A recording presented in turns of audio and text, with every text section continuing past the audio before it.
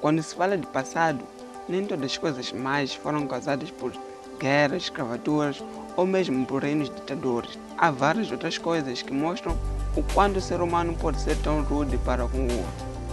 Todos conhecemos as épocas passadas muito difíceis, sendo por causa de grandes registros da escravatura, assim como várias outras práticas como o racismo. Então conheça hoje a história do jovem que foi capturado e trancado num zoológico como um animal.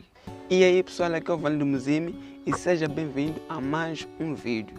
Antes de mais nada, vamos conhecer a história desse jovem que foi trancado num zoológico como animal. Ota Benga foi um jovem nascido aqui mesmo na África, na República Democrática do Congo, e por quase um mês ele foi tratado como um animal e trancado em um zoológico em Nova York, lá nos Estados Unidos. Diziam que ele era um pigmeu muito diferente da humana e diziam que ele era o elo entre o macaco e o homem, ou seja, ele era a prova de que o homem veio do macaco, ele estava no meio.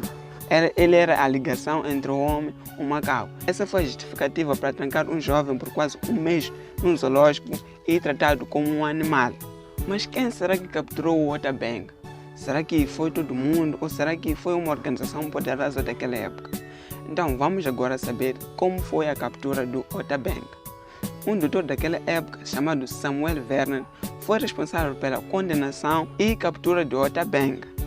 Esse tal doutor se autodeclarava supremacista, ou quer dizer, ele acreditava na superioridade de uma raça perante outra, ou seja, ele acreditava que a raça branca era superior à raça negra ou essa tal raça de pigmeu. Com a captura deste jovem, o doutor esperava realizar uma feira para celebrar o imperialismo americano e que mostrasse o progresso humano. Ele dizia que o Ota Benga era o elo entre o macaco e o homem. Ou seja, aquilo que eu disse, que ele acreditava que o Ota Benga, aquele jovem que foi capturado, era a ligação entre o macaco e o homem. Isso mostrava o quão o homem progrediu. Quer dizer que o homem saiu do macaco, chegou na fase de pigmeu e desenvolveu para a fase humana. Foi então que o Dr. Samuel Vernon partiu para a África, exatamente na República Democrática do Congo, a fim de encontrar um pigmeu que mostrasse esse progresso humano, né? Um tempo depois de Dr. Samuel Vernon ter viajado para a África, exatamente na República Democrática do Congo, ele enviou uma carta para seus superiores dizendo que havia encontrado o pigmeu e, segundo ele, o Dr. Samuel, o Ota Benga era mantido também lá em Congo em cativeiro. Mas na verdade não há nenhuma evidência sobre as palavras do Dr. Samuel, já que ele era um supremacista. Supremacista, como eu disse, é uma pessoa que acredita na superioridade de uma raça perante a outra, ou seja, ele acreditava que a raça branca era superior perante a raça de pigmeu ou a raça negra. E na verdade, cada vez que ele contava a história, tinha uma versão modificada. E noutra versão, ele chegou a dizer que negociou o garoto com o líder local. E noutra, ele dizia que ele foi capturado durante uma batalha com uma tribo inimiga. O que o Dr. Samuel não deixava de frisar é que ele teria salvado o garoto Ota Benga. Muito engraçado, não é? Salvou o Ota Benga para trancar ele em um zoológico e tratá-lo como um animal. Porém, o zoológico de Nova York, lá nos Estados Unidos, não queria saber das versões de como o Ota Benga teria sido capturado. O zoológico só se preocupava com a exposição.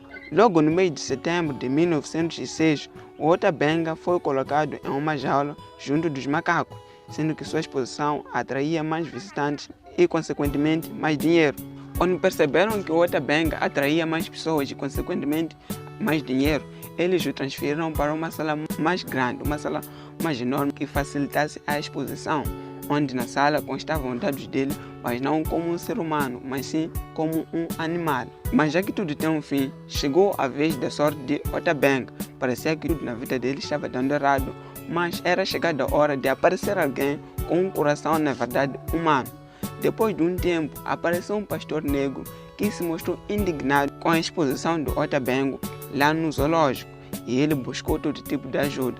Se aproximou do diretor do zoológico, do prefeito de Nova York e de todas as várias ajudas que ele conseguiu. Todos naquela época alegavam que a exposição do Benga era apenas etnológica e puramente normal. Meu Deus, desde quando o primeiro alguém pode ser algo normal? Demorou, sim, mas a luz verde veio para o Ota Benga. Depois de quase um mês da captura dele, esse tal pastor negro, junto de outras ajudas que ele conseguiu, conseguiram tirar o Otabenga do zoológico e ele foi levado para um orfanato de órfãos de cor, ou seja, quem não era branco ou não se encaixava naquele padrão daquela época, tinha um orfanato só para eles, só para negros, só para outras raças que existiam naquele momento racista. Não terminou por aí não, depois de um tempo ele foi levado para a Virgínia, lá mesmo nos Estados Unidos, onde ele foi morar com uma ex-esposa de um presidente de um seminário, junto dos seus 7 filhos. No início, o Otabenga parecia muito feliz. Ele ensinava para outras crianças às 7 o que ele sabia da floresta e também ensinava sobre as suas habilidades de caça, já que ele pertencia a uma tribo aqui na África, no Congo. Infelizmente, parece que a alegria do Otabenga não durou muito. Então vamos agora conhecer o triste fim desse menino chamado Otabenga. Depois de um tempo, Otabenga começou a se entristecer e disse também que ele estava já com vontade de ir para casa. Uma das canções que ele aprendeu na igreja e que sempre cantava dizia: "Eu acredito sim que irei para casa, Senhor. Tu não me ajudarás?"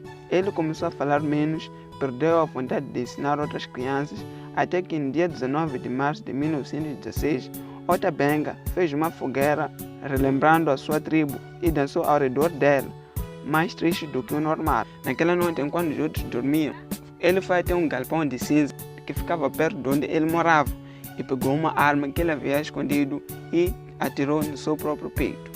Então pessoal, esse foi o vídeo de hoje. Se você gostou, deixa teu like, inscreva-se no canal e compartilhe esse vídeo com mais pessoas, convide gente para este canal e estamos juntos.